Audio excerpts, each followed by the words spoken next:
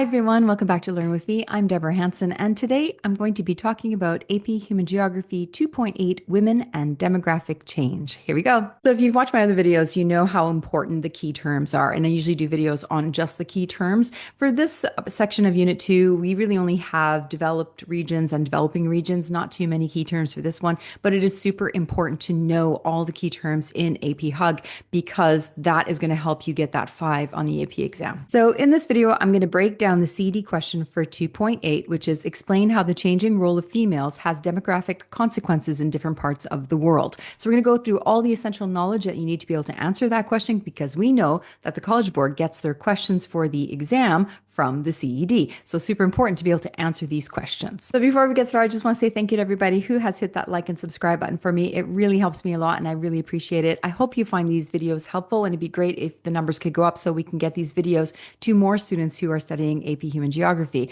I also do AP Psychology and AP World as well, and we're looking at adding some more APs to the channel soon. So please do that if you haven't done so already. So now let's compare the role of women in developed regions versus developing regions and how this affects fertility rates and population trends. In developed regions, women generally have higher levels of education, which opens the doors to more opportunities. In addition, developed countries tend to have better access to healthcare and contraception, so women can make informed choices about when or whether to have children. And because of these factors, fertility rates in developed regions are usually lower, often around 2.0 or even lower.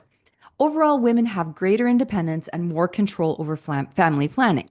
So now let's look at developing regions. Here, women often have lower levels of education and many work primarily in household or informal roles, not formal employment.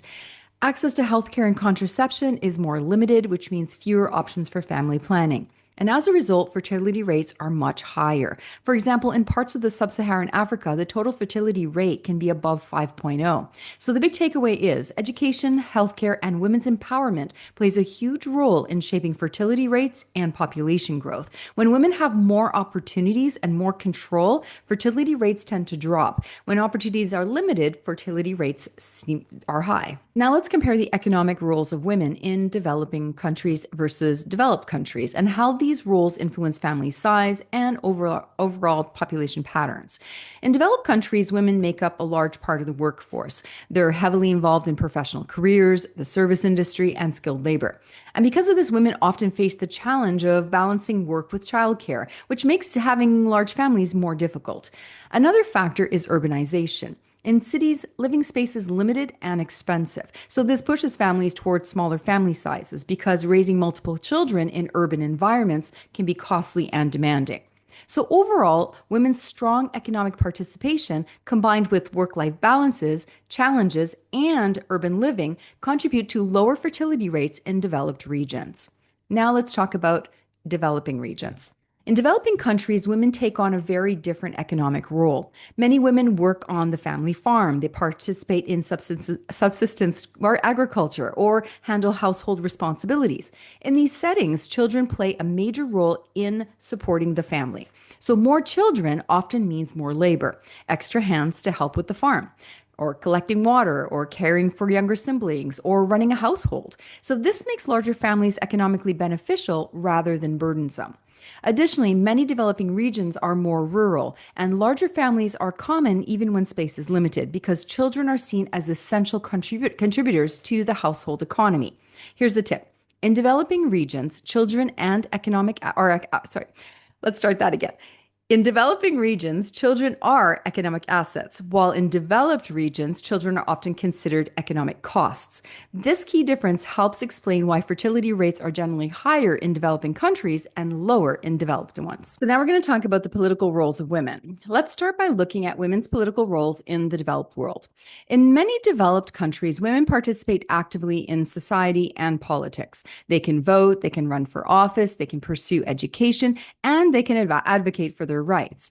Women also make up an important part of the workforce and often hold leadership positions in government, business, and public institutions. And because women have the autonomy to make decisions about their careers, their families, and their futures, their political empowerment becomes a major force in shaping national policies.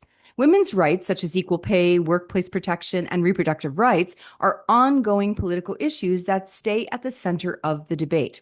And all of these factors together tend to contribute to lower total fertility rates, as women have greater opportunities and more control over family planning. So here's a tip. Developed regions show us that women have political equality and empowerment. Fertility rates are usually decreased because women have more independence in making life decisions. Now, let's compare that with the political roles of women in many developing countries. Here, women often have limited political voices. In some places, women are not allowed to vote, they're not allowed to hold office, or they cannot participate fully in political life. A well-known example is Saudi Arabia, where women are only granted the right to drive in 2018. This highlights how restrictive some systems can be. Social norms and limited access to education also reduce women's participation in the workforce. When women are expected to focus primarily on family roles, they're restricted by, or maybe they're restricted by cultural traditions, their ability to influence political decisions. Well, that becomes very limited. These barriers often contribute to I'm really having a hard time today.